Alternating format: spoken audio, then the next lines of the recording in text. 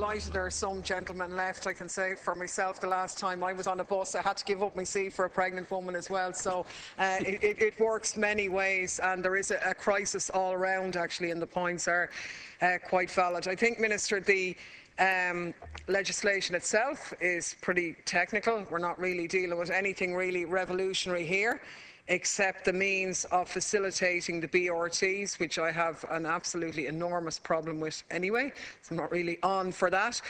The other aspects of it deal with, relatively small technical areas around taxis, airport fixed charge notices and so on. But I do think it is an important opportunity to stand back maybe and look at the bigger picture. And we've been treated to a plethora of announcements from yourself: Metro North, Metro Light, Dart Underground, Dart Extension, Lewis is here, not here, there, capital projects, and really announcement after announcement, but very little clarity or detail in terms of what's going on for an integrated transport system for our city, the capital city, where huge amounts of the population live and more so work. And I think it probably illustrates a sort of an ad hoc mishmash approach which is there. I mean, on the one hand, there was speculation over the summer that you were the only minister in town working at all. You were popping up in so many places. But while I think announcements are good, the lack of cohesion and the plethora of announcements is dangerous and worrying in some ways, and I'll maybe make a point on that in a minute. But just briefly, in terms of the taxis, I won't repeat points made by Deputy Ellis and some of the points by Deputy Boyd-Barrett, but when we are talking about regulation, I mean, the taxi drivers feel that on the one hand they are super regulated. There is an almighty scrutiny of them and their efforts to earn their livelihoods, when such scrutiny and regulation doesn't take place in terms of people operating as their competitors.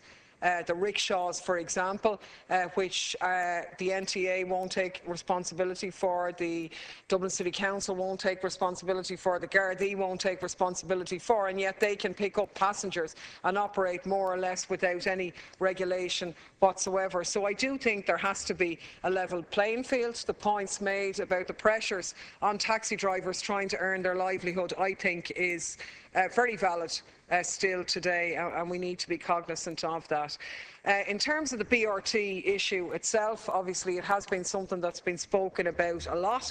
The idea of building sort of rapid bus lanes on public roads to cater for this new type of bus, it seems to be your preferred choice of public transport. Adding that in with sort of the shelving of Dart Underground, to me, is quite worrying, particularly when it follows the action of Metro North, or the real Metro, or the big Metro, or whatever you want to call it, in 2011, which hasn't been replaced as a result of the recent announcements that you've made, or been trying to untangle it, and I'm still not really that clear. I suppose the first point is buses are not a solution, and the idea of putting them forward as a short-term solution can often be used to avoid the more longer-term infrastructure that's necessary. Well, that's been the hallmark of public transport systems to begin with.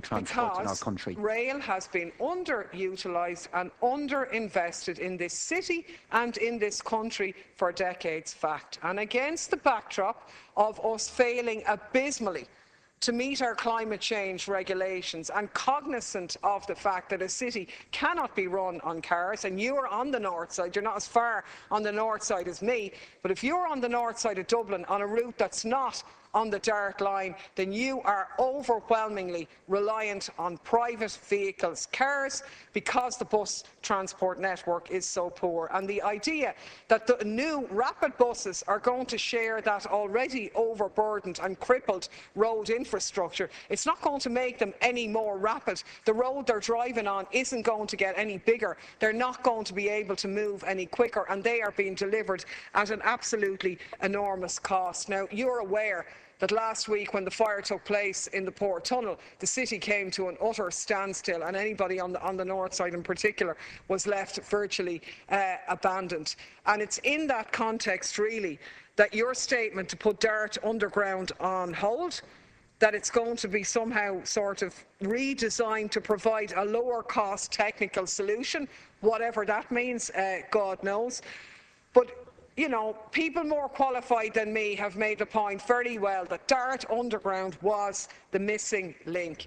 It would provide a very good solution to dealing with the massive strain that the commuter and Dart rail network is under at the moment. In my own area, the story's been told by Deputy Halligan will be replicated on the trains coming in from Balbriggan, from Skerries, from Rush Malahide and so on. And Dart Underground would massively increase capacity into and out of Dublin on commuter, Dart and intercity trains, and would be, in my opinion, an absolutely excellent return on investment. I mean, you will have received, like ourselves, a massive amount of emails from the public. One of the points made on this issue was, and I quote from it, the cost of a rail tunnel is high, but the benefit is borne over decades and centuries. The expense is inflated away over time.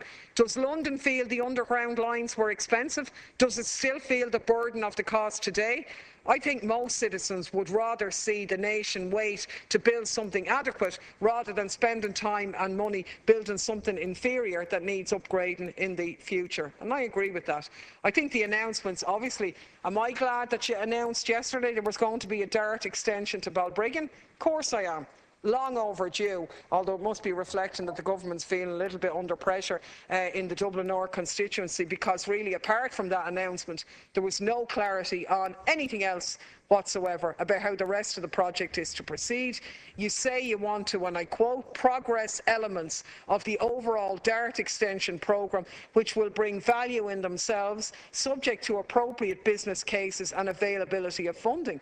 I mean, what does that mean? Like, which elements are the appropriate business cases? There's no clarity in any of this. And in the absence of full funding for Dart Underground, well then several elements of the project could be advanced. They've been highlighted here before: the next phase of the Kildare line, the elimination of the level crossings in Maynooth and so on, electrification around Grand Dock and so on. All of them in and of themselves would achieve benefits. But, I mean, your statements that we have to continue to seek best value for taxpayers' money in everything we do, fine on a level, but you know, millions have been expended on some of these projects already, including Metro North, which are we going to flush them away? And I don't think you've given enough details. I don't like this drip feed stuff.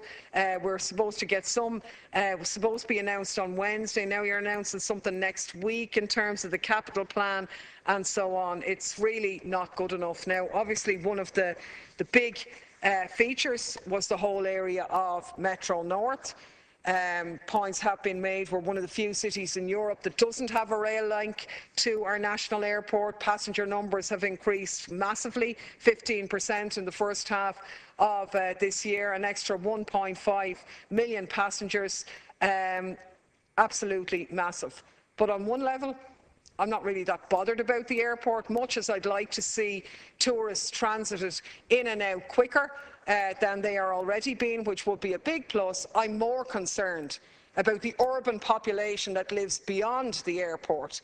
In an area like Swords, which has a population bigger than that of Waterford City, and we have nothing.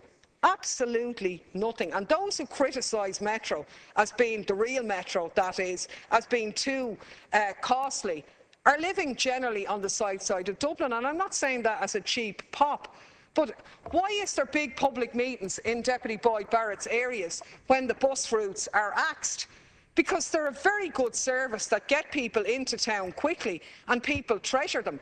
If a bus service was axed in North County Dublin, it wouldn't make a blind bit of difference, because they're so unwieldy anyway. They have to go all around the world and back in order to even get into town. You might be quicker getting a flight over from Frankfurt to Dublin city centre than you would getting in from Swords or so on. And I mean, the idea of replacing with Metro Light, or Metro, not really the real one, or Metro Lewis, but we'll call it something else, isn't really going to address that deficit. And I think it's short-sighted and not good enough, although I admit that we're being drip-fed information, so some of the information is not clear at all. If the idea of some sort of a Lewis Mark II or something is going to be going and stopping a kilometre from the airport, well, I mean, to be honest now, that's a bit pointless as well. And I think points were very well articulated in the Times today about Lewis being too slow, not having the capacity to take that volume that is necessary there. I think you're aware, Minister, that there have been large numbers of petitions taken up by the public in relation to supporting the need to proceed with some of the projects as they were originally envisaged. And I think that's absolutely critical. Behind the scenes here, delivering quality public transport costs money, but it's a vital cog in the battle against climate change, and it's a vital cog in running this city. Isn't it a little bit sad that the announcement took place today that the Web Summit, which was founded in Dublin, is going to Lisbon? Because Lisbon has a much better infrastructure and system and facilities than Dublin has. And I've no doubt that the lack of adequate public transport was a key part in that decision, which is allegedly going to lose the Irish economy 100 million in that showings. We've had no problem in pumping billions into motorways to facilitate private vehicles, to line the pockets of toll companies over and over again. But a disproportionate amount of investment, and in actual fact a significant lack of investment in public rail transport has taken place. And sadly that, along with the reduced subsidy to Dublin Bus, to Bus Éireann and Éireann Road Éireann, is going to be the legacy of this government. And I think a lot of bit of hard cash and serious plans rather than announcement after announcement would go down a lot better.